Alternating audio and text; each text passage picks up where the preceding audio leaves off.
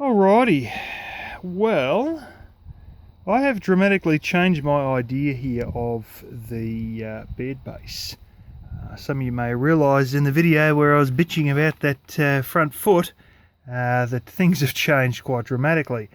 I realise that you just about got to bust your gut and you really need to be standing upright to even drop this down. And then I realised, no, hang on a minute, no, you don't need to drop anything down. It's only this 1/3 that needs to drop down. That's what you're building the feet for originally. So what did I do? I cut into it, and believe me, that is actually in line with where the black tape was. It's incredible to even get it in line. But anyway, you got hinges. You can see the second foot there as well.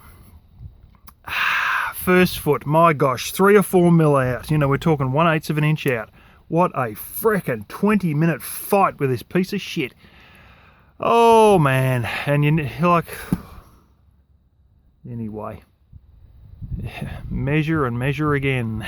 Make sure if you bend something from a slight angle, you bend it straight, you don't bend it to an inwards angle. Anyway, second foot went in like a freaking dream, except I can't get it from here because it's too damn far. So this is like 3.5 foot. So I actually have to open the door and slide it right in so that it's just this end part where the screws are just sitting out past this here.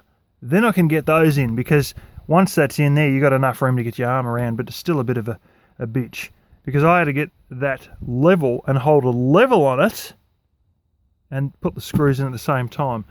Let me tell you, it's a bit of a circus, but I've decided I'm working on everything inside. I don't want to take this entire frame back out again. I was hoping to make it so that this one drops down, which it does, but this one also levers up, except I've got to make a few, cut the shit out of this, and then that's only like 1 inch thick, or not even that, maybe 4/5 of an inch thick. And then I've got to try and you look at the other end and, well, guess what? It's floating in midair. So it's just going to go from bad to worse. So this all tilts perfectly fine, and everything is just beautiful once you take those removable feet out. I'm going to try and do the end one here. I don't have much to mount the rods on, and the fact is I've don't have any more. Well, I've got another single rods that are big heavy steel ones that are solid, not bits of pipe, and it's going to need painting, and I don't need that. So I'm going to try and build something that's basically a foot with a hinge in the back of the foot, and what happens is the foot sits down and then you have a screw going through a little rod, and the rod can run back here with another screw sitting down here, the rod sitting on top of it. And you get those two up, and then you just swing this one into place last, and that'll basically just bang. And as this comes down, this goes down to there, and the foot that's under there has the ability to lift up temporarily and lay down here.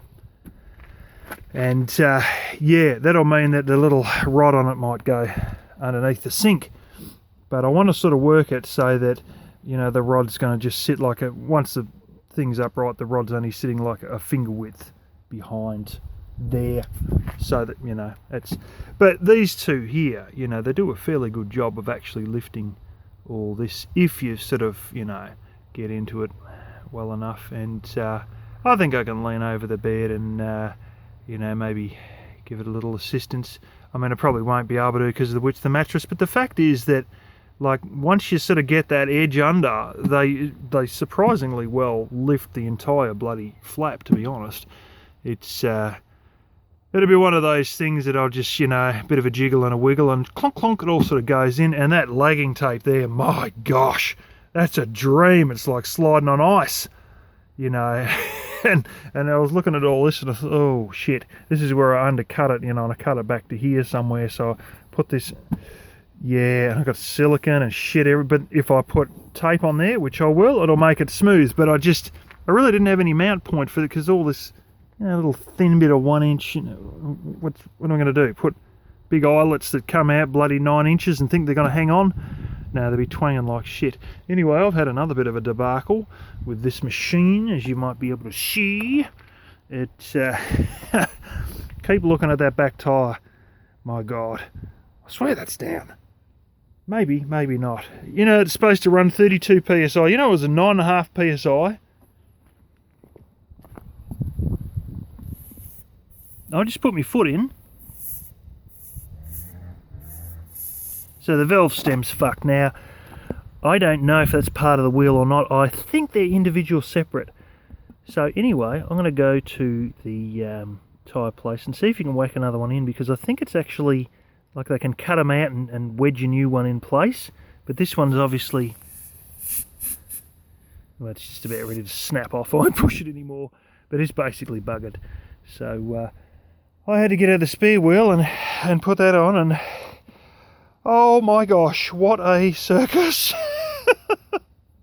You know, they got this stupid ass thing under here, and basically you've got, oh, they give you a little spanner. I never even realised they had. I bought some of these. Look, Hyundai, Kia. You get your little, and that's just a little plug, and you got your, and you undo that.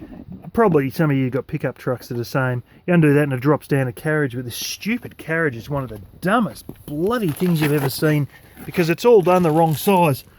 Now you undo that there, and you can see your bolt comes down, or your bolt goes up rather, and you're left with this little hook. Except, see the shiny bit under the car there? The friggin' wheel is too wide to damn well fit in there. So they've actually got the wheel pressure was 27.5 psi, not full pressure, but it was so tight that this frame that holds the wheel was actually squeezing the wheel so hard pressed against it, it was ridiculous. Now, I had to get my foot and try to lift this frame up, even once I'd unscrewed that. And I had that bolt there quite a ways up, like an inch up or something like that. And do you think I could get it to jump over that little son of a bitch? Half-inch rod, I've got it an inch up. No fucking way, no. I'm not joking. I actually had to get the jack under this fucking frame to even get the bloody wheel to release out underneath. You could not make this shit up. I'll tell you fucking what. It's almost like the damn tyre's too wide for it. You know, and you can see where it's rubbed off all the shit underneath, the paint underneath, but I thought I was doing something wrong, so I went and got the little manual out, and oh my gosh, but I was about to start, you know, working out all the placement of everything, and this fridge I've worked out, because of this stupid ass belt mount here, the fridge is going to be sitting fucking out here. It's actually a freezer, but yeah. But it's going to be very, very close, stupid close. But however, this sits back in, and I was starting to look, and I'm thinking, God damn, this is a fire risk. Like I'm going to fucking die here, or something. You know, I'm going to burn the van down. And I started looking at what some other people do, and no, it's not that much of a fire risk.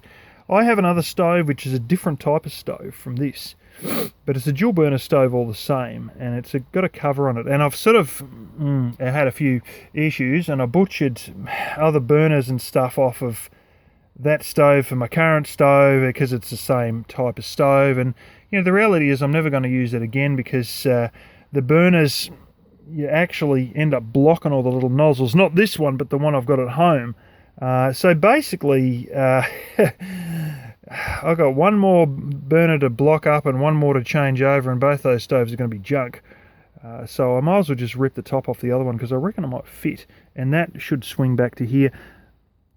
People using bare MDF, Robert Witham, for instance, bare MDF. I see other people with like a plastic freaking tablecloth on there. You know, Sailing Yacht Zora, I think it is. I think the guy's now got out of a van into a yacht, but and I'm looking at this, you know, and they got like this little pocket to hold all the utensils.